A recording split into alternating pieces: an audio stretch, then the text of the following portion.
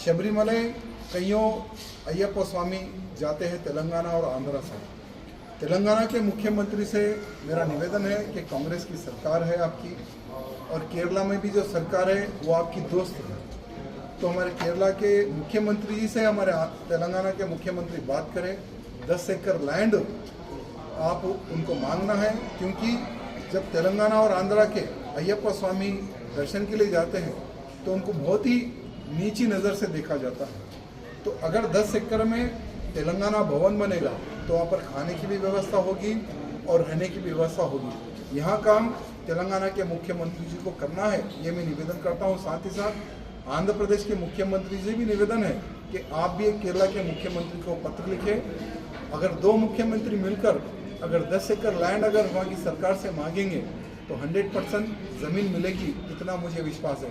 क्योंकि लगभग लाखों की संख्या में केरला के लिए जाने वाले जो अय्यप्पा भक्त होते हैं वो तेलंगाना एवं आंध्रा के होते हैं। तो 2 मुख्यमंत्रियों की जिम्मेवारी बनती है कि हमारे अय्यप्पा भक्तों को किसी प्रकार की कोई दिक्कत ना आए, वहाँ व्यवस्था करने की जिम्मेवारी 2 मुख्यमंत्री की बनती है। साथ ही साथ शबरीमलाई जाने वाले सभी अय्यप्पा भक्तों से निवेदन है कि अगर कोई माला डाल लेता है अय्यप्पा स्वामी का, अगर किसी की शव यात्रा भी जाती है तो तुरंत जाकर पानी नहाने का एक प्रथा है, तो उतना पवित्रता हम लोग निभाते हैं। तो रास्ते में जब हम शबरीमलाई जाते हैं तो बीच में एक मस्जिद आती है जिसको अलग अलग प्रकार के नाम दिए गए हैं। तो सभी भक्तों से, अय्यप्पा भक्तों से निवेदन है कि आप डायरेक्टली जाइए, भगवान के दर्शन कीजिए, शबरीमलाई जाइए, ना कि मस्जिद में जाइए। क्योंकि अगर मस्जिद में जाओगे तो आप अपवित्र कहलाओगे। तो अपवित्र बनकर हम शबरीमलाई में जाकर तो दर्शन नहीं कर सकते हैं। यहाँ थोड़ा विचार करने की आवश्यकता है। ये एक बहुत बड़ा ट्रैप है,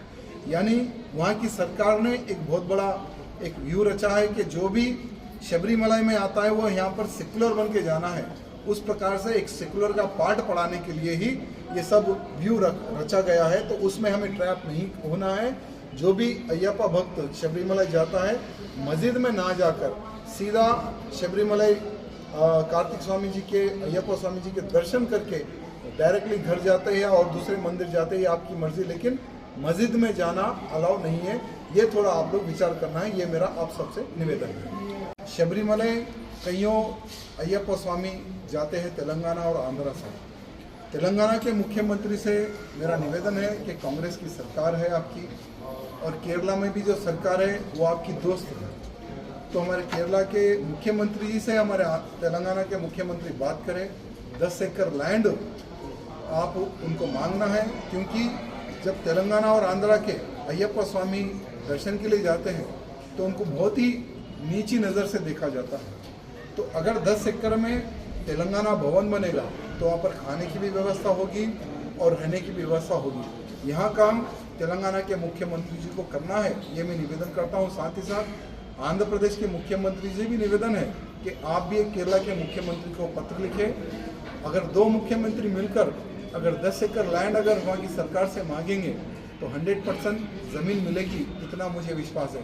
क्योंकि लगभग लाखों की संख्या में केरला के लिए जाने वाले जो अय्यप्पा भक्त होते हैं वो तेलंगाना एवं आंध्रा के होते हैं। तो 2 मुख्यमंत्रियों की जिम्मेवारी बनती है कि हमारे अय्यप्पा भक्तों को किसी प्रकार की कोई दिक्कत ना आए, वहाँ व्यवस्था करने की जिम्मेवारी 2 मुख्यमंत्री की बनती है। साथ ही साथ शबरीमलाई जाने वाले सभी अय्यप्पा भक्तों से निवेदन है कि अगर कोई माला डाल लेता है अय्यप्पा स्वामी का, अगर किसी की शव यात्रा भी जाती है तो तुरंत जाकर पानी नहाने का एक प्रथा है, तो उतना पवित्रता हम लोग निभाते हैं। तो रास्ते में जब हम शबरीमलाई जाते हैं तो बीच में एक मस्जिद आती है जिसको अलग अलग प्रकार के नाम दिए गए हैं। तो सभी भक्तों से, अय्यप्पा भक्तों से निवेदन है कि आप डायरेक्टली जाइए, भगवान के दर्शन कीजिए, शबरीमलाई जाइए, ना कि मस्जिद में जाइए। क्योंकि अगर मस्जिद में जाओगे तो आप अपवित्र कहलाओगे। तो अपवित्र बनकर हम शबरीमलाई में जाकर तो दर्शन नहीं कर सकते हैं। यहाँ थोड़ा विचार करने की आवश्यकता है। ये एक बहुत बड़ा ट्रैप है,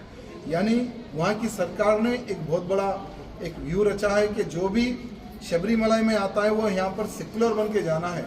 उस प्रकार से एक सेकुलर का पार्ट पढ़ाने के लिए ही ये सब व्यू रचा गया है। तो उसमें हमें ट्रैप नहीं होना है। जो भी अय्यप्पा भक्त शबरीमलाई जाता है, मस्जिद में ना जाकर सीधा शबरीमलाई कार्तिक स्वामी जी के, अय्यप्पा स्वामी जी के दर्शन करके डायरेक्टली घर जाते हैं और दूसरे मंदिर जाते हैं, आपकी मर्जी, लेकिन मस्जिद में जाना अलाउ नहीं है। ये थोड़ा आप लोग विचार करना है, ये मेरा आप सबसे निवेदन है।